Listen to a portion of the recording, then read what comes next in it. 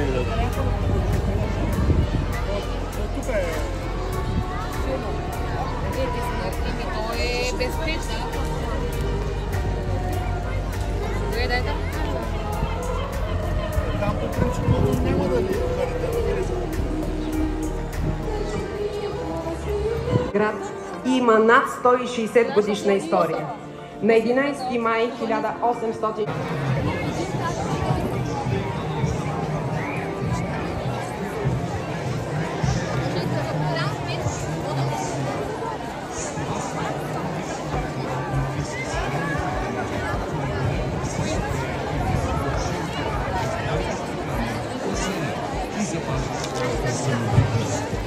за да пребъде България, защото Словото не е само минало. Словото е памет и зов за бъдеще. И корени. Корените на България. България, родината на кирилицата, с която днес пишем милиони по света. Затова 24 май е ден на светло-гръцки спомени на истинната.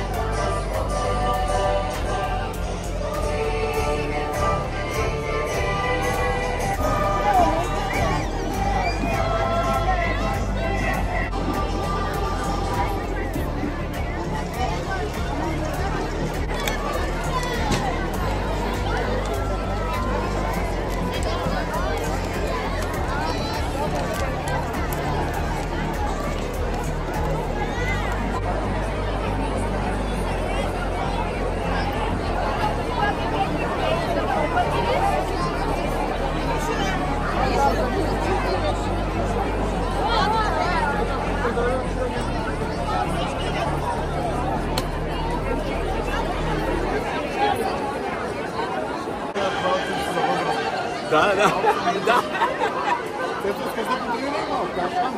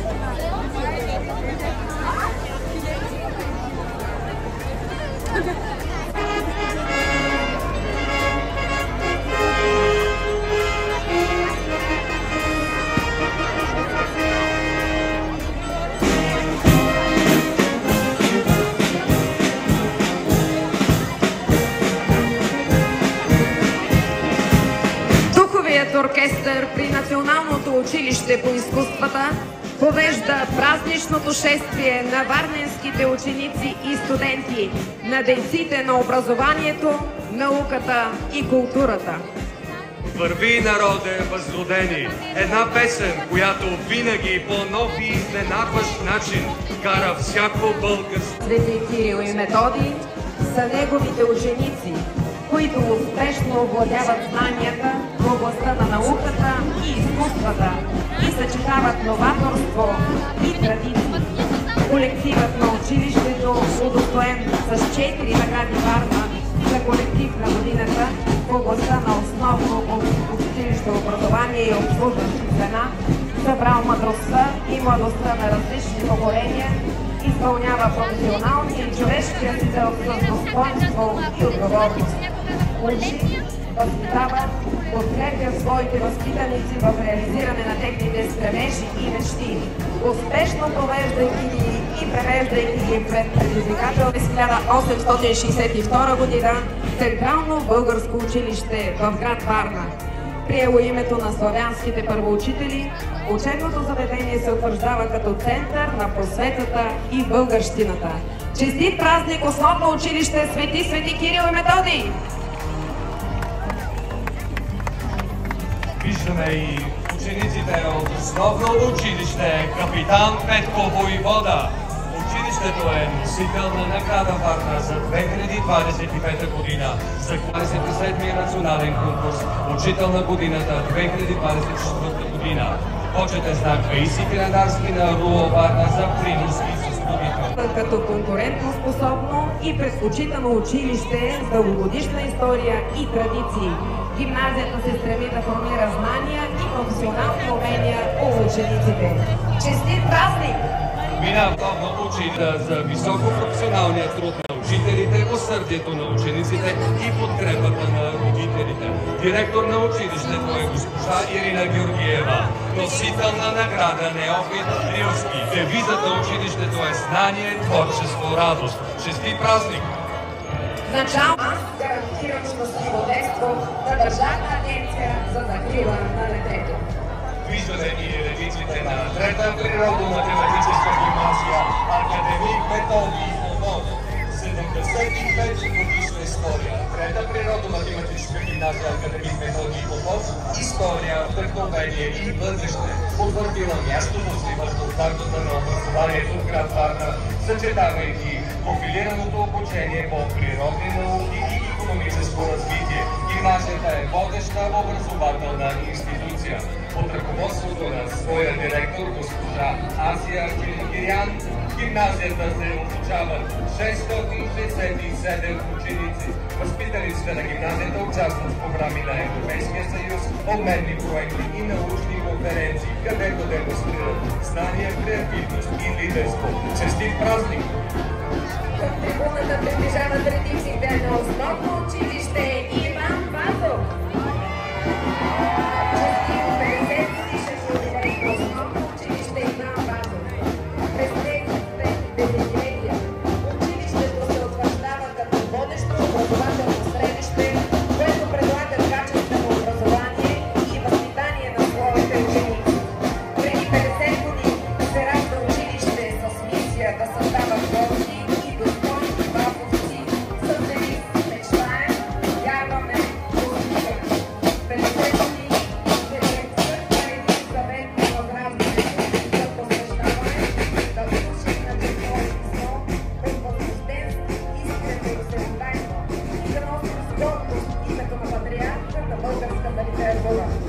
Честит празник Основно училище Иван Вазов! Минават стройните редици на Основно училище Ангел Гърчев, град Варна, директор за Людмила Николова. През настоящата година училището чества своят 50 годишен юбилей. В него се обучават 1300 деца и ученици. Училището е иновативно, а от учебната 2022-2023 година успешно работи по модела 1:1. Учениците и учителите активно участват в проекти, състезания и конкурси на общинско, национално и европейско равнище. Директорът госпожа Николова е носител на почетното отличие на Министерството на образованието и науката грамота Неофит Рилски за 2024 година. Трето основно училище Ангел Гърчев е носител на награда Варна за 2022 година в системата на предучилищното и училищното образование, категория колектив на годината в областта на национално и европейско равнище. Директорът госпожа Николова е носител на почетното отличие на Министерството на образованието и науката грамота Неофит Рилски за 2022 година. Системата на предучилищното и училищното образование категория колектив на годината в областта на основно училищно образование и услугата.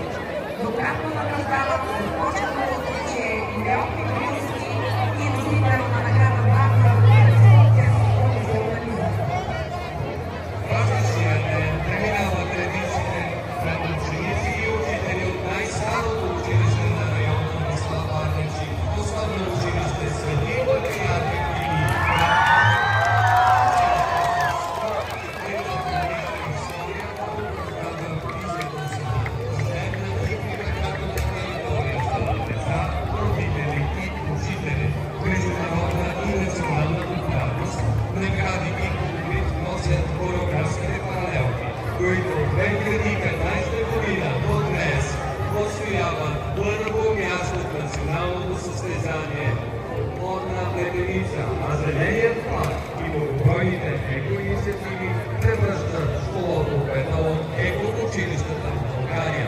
Днес институцията, ръководена от госпожа Веселина Манолова, гради своята визия на иновативно училище с традиции, с отговорност и с бъдеще. Честит празник! Честит празник! Основно училище Свети Патриарх Евтимий!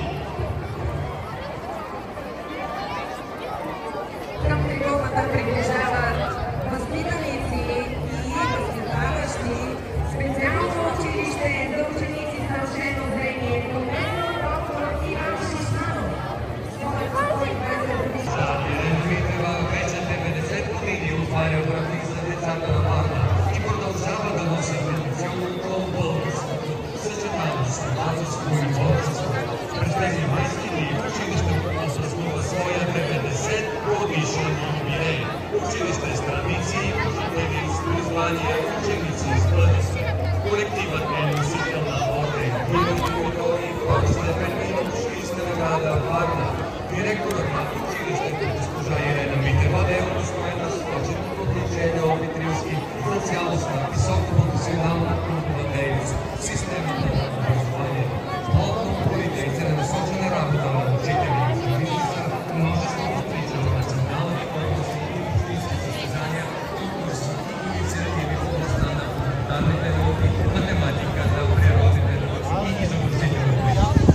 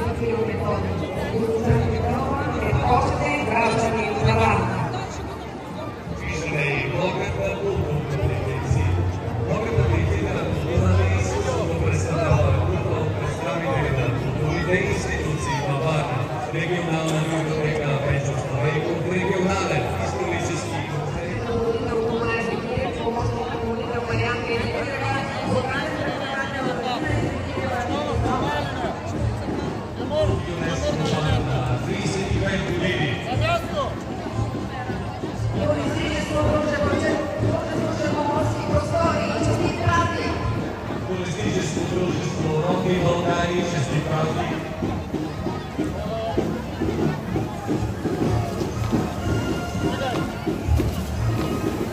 Център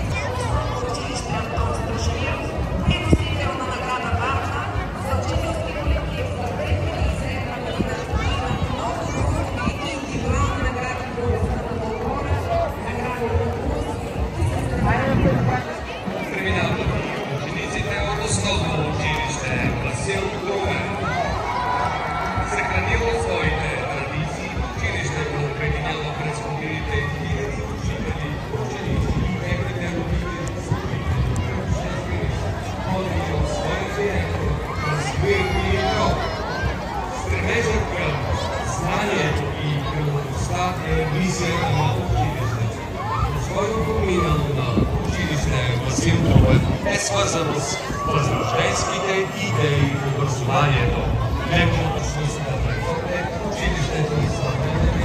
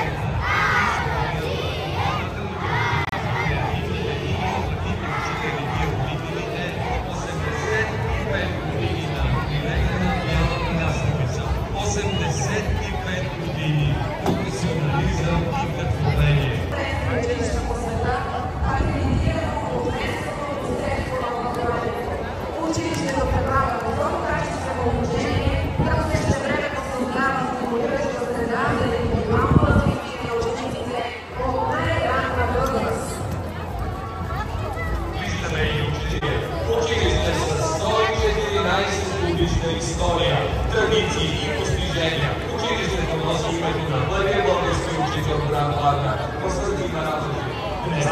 Е храм на бъдещето. И ето, с гордост и обич, пред вас преминават учениците на частно основно училище Феникс 2020. Децата, които растат с мисия, с мечти и с смели училище Монтесори Варна Веритас под ръководството на директора госпожа Добринка Радева се обучават деца от предучилищна възраст до 7-ми клас в съответствие с стандартите на Международната Монтесори асоциация. Тази година, на 31 август, е основа за успешна бъдеща реализация на своите възпитаници. Колективът, отдаден на работата си, многократно е отличаван както индивидуално, така и един Венцислав Рачев. Основно училище Прогресивно образование 2 Варна е първото International бакалавриат училище в града, което предлага международно признатата Primary Years Program с холистичен образователен подход, развиващ критично мислене, изследователски умения и международно съзнание чрез интердисциплинарно обучение в малки курсове с квалифицирани преподаватели и модерна материална база. Минава традициите на частно средно училище и частна детска градина Мечтатели. Частно средно училище Мечтатели е на образователната сцена на града от 2014 година. Вече повече от 10 години в него се обучават ученици от 1 до 12 клас с образователен фокус към високо ниво на общообразователната подготовка и разнообразна палитра от учебни дисциплини. Директор на образователната институция е Теодора Момчева Михалева. Честит празник!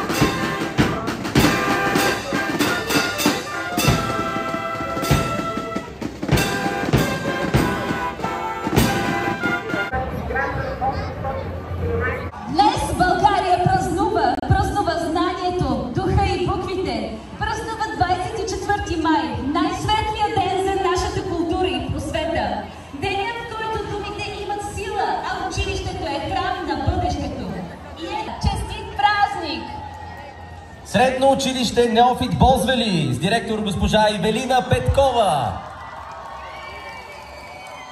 Средното училище вече 44 години носи с чест името на своя патрон, книжовник, родолюбец и будител на нацията. Днес в неговите класни стаи растат и се изграждат 813 деца и ученици от предучилищна възраст до 12 клас.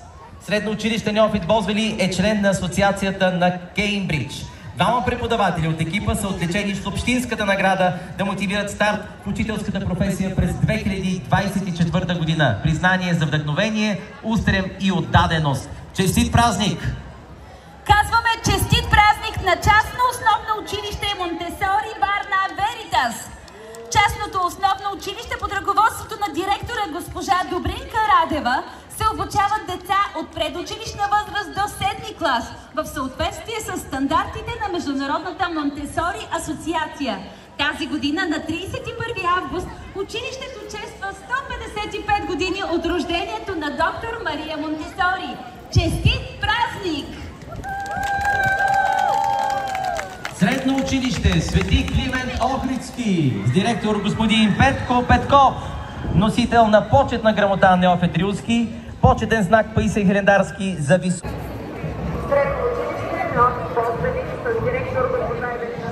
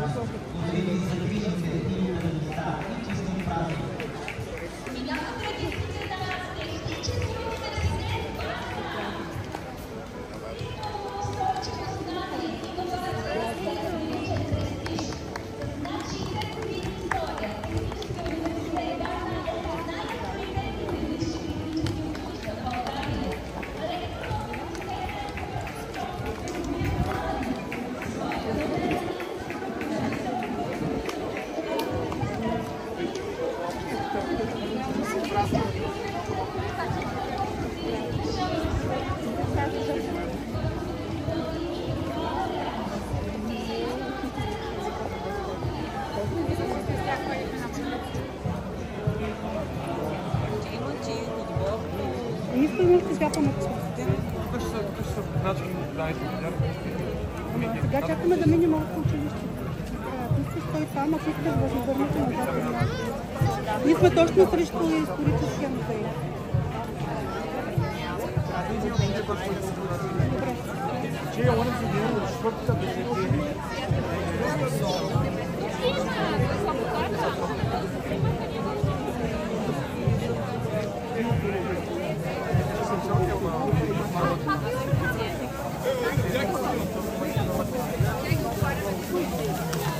Значи това е пълна дискриминация.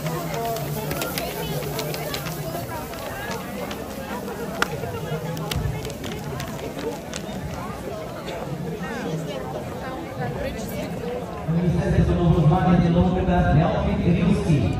Днес в гимназията се обучават 1000